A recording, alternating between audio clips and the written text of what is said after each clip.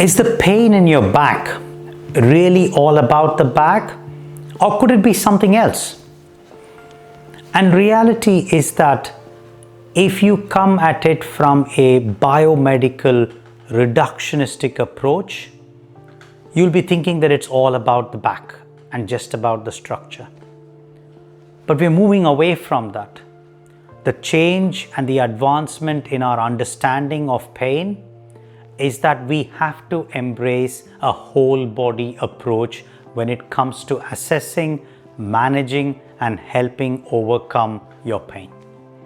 That is truly the right way forward, because there is so much complexity in trying to treat pain. We now know that there are about 3-4 things that make the whole body approach the only way forward, not just for pain management, but also for most long-term conditions itself, whether that's diabetes, whether that's hypertension, whether that's obesity, whether that's asthma. The principles are more or less the same. Why do I say that? Well, first of all, we know that medications and the usual injections or surgeries for pain do not work all the time. The evidence seems to point that for the right person at the right time, it can make a difference. But unfortunately, that's not the case in most patients.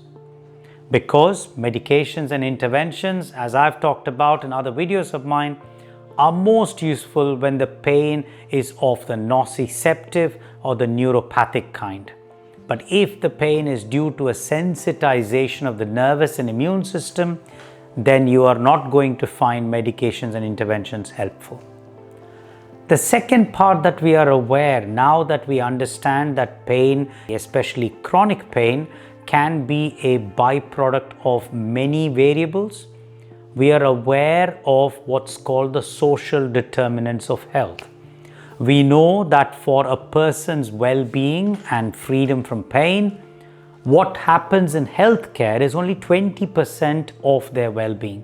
The remaining 80% comes from a complex interaction between the physical environment that you live in, the behaviors that you adopt in looking after yourself, and the socio-economic factors that surround you, your mobility, your economic situation, your work, your social support systems.